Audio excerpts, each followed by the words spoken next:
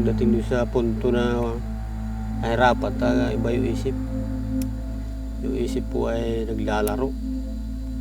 Kung paano kikita, paano kakain siyempre yung mga bata.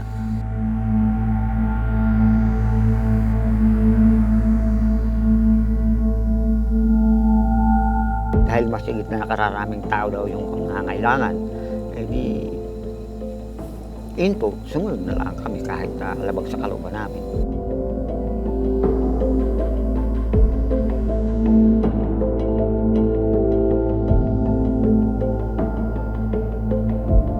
Mula rito ay nakikinabang ang halos 95% ng Metro Manila at karatig na lugar, pero sila mismo ay hindi sila 100% nakikinabang.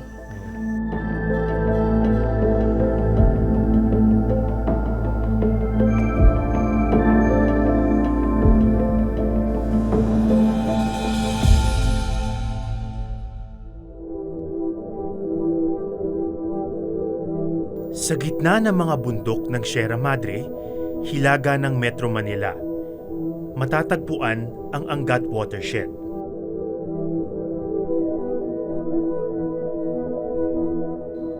Isa itong conservation area na pinagmumulan ng supply ng tubig para sa halos lahat ng 13 milyong residente ng Metro Manila.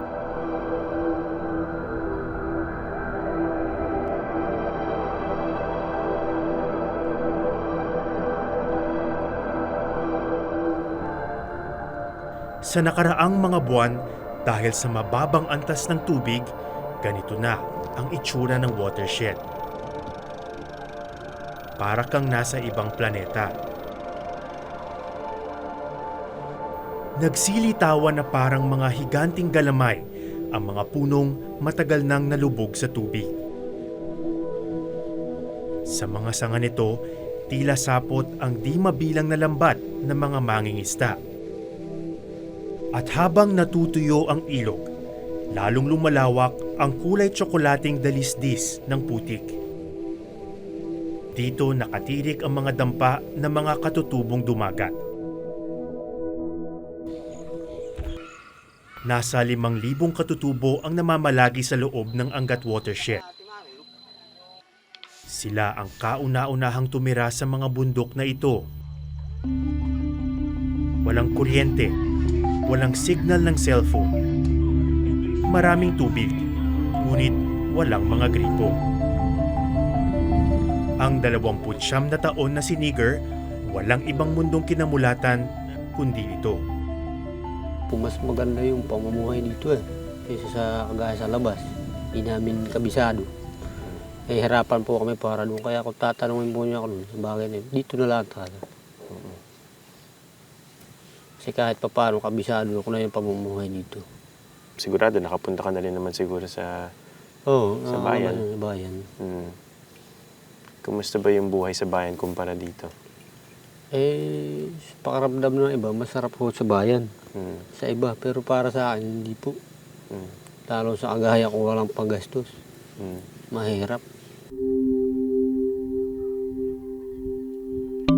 Pangingisda ang pangunahing hanap buhay ni Nigger. Ang mga katutubo gaya niya, sumisisid at namamana lamang. Wala raw kasi silang puhunan, pambili ng lambat. Pero dahil natutuyo na ang ilog, lalong humirap ang panghuhuli ng isda. Ngayong araw, mangangapa ng isda si Nigger sa putikan. Kapag ganyan yung kulay ng tubig, ano yung ginagawa niyo para makahuli ng isda? Ay kapakapa na lang po. Ano naman yung kapakapa? Yung halimbawa, labong-labo, mga hilo-hilo pa yung mga isda. Pag nadadikit sa mga kamay namin, di na namin agad para madakot. Kailangan masukol mo agad, madiinan mo para mahawakan mo siya. Mahirap na na. Pasa na yan po yun.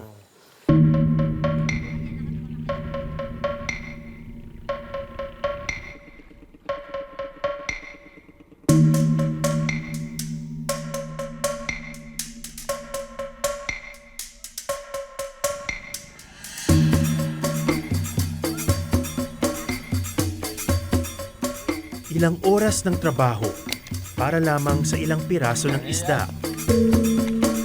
Suko na sana si Nigger, pero sinuwerte din bandang huli.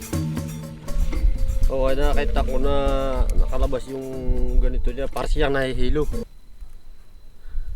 Ginawa ko. Tumalon ako agad doon sa bangkat, sinunggabang ko. Ayun, nahuli ko naman.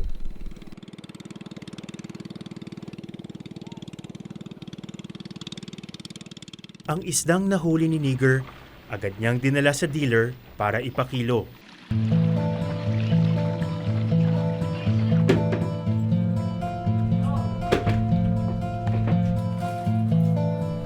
Oh, isa.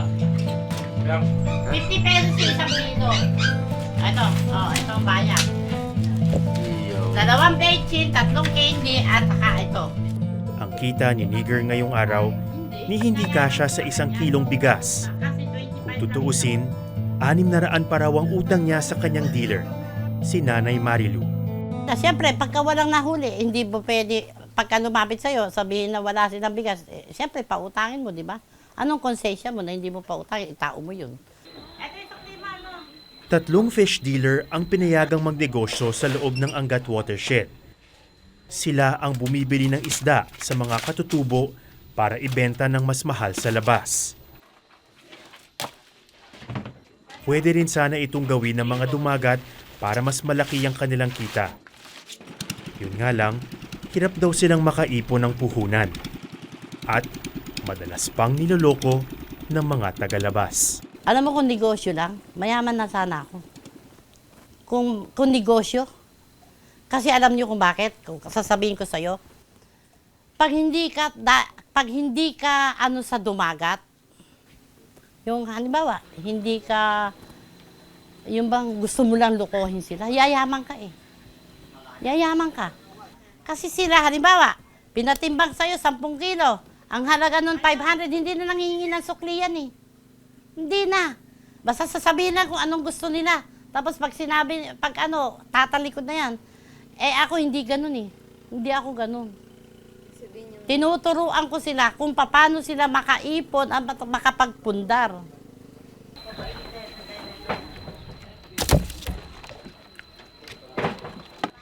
Sa ngayon, ang mga katutubo umaasa sa mga fish dealer para makabenta ng isda. Makabili ng supply Ano na yan sa biyahe nila? at para na rin mangutang sa panahon ng kagipitan. Bakit tingin nyo kailangan kayo ng dumagat dito bilang fish dealer? Alam mo, ako hindi ko kayang sagutin yan. Sa totoo lang. Dumagat dapat ang interviewin ninyo kung bakit kailangan ako bilang fish dealer. Di ba?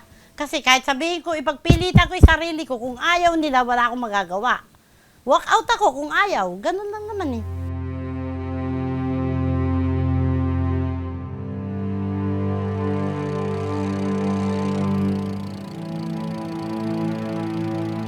Ikaw ba nakapag-aral ka? Oo, nakapag-aral po ako hanggang grade 2 lang po. Hindi na ako nag-aral ng patuloy. Kumita ako ng kaunting pera, kinalimutan ko ng pag-aaral. Hindi na nagpatuloy. Bakit? Kumikita na ho ako Kaya nang mabuhay. Hindi mo nakita kung bakit importante sa iyo yung school? Ngayon ko na lang po na pagtanto ng mahalaga po pala yun.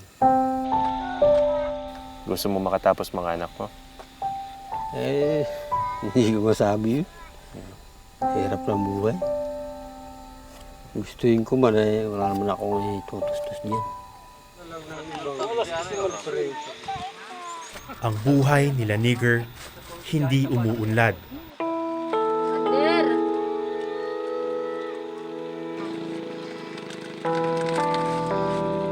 Walang ibang iniisip kundi paano makaraos sa pang-araw-araw. Kaya talagang sanay na sa ganitong buhay. Ano ba yung ganitong buhay? Mahirap? Masaya? Minsan mahirap na masaya. Hindi pare-paras, pero pagdating doon sa punto na kahirapan, iba yung isip. Yung isip po ay naglalaro. Kung paano kayo kita, paano kakain, siyempre, yung mga bata. Una-una yung mga bata. Lagi bang nasa isip niyo yun? Kung ano Oo. kikitain, Paano kayo kitain, talaga yun nasa isip. paano kakain ngayong araw, paano kakain bukas. Mm.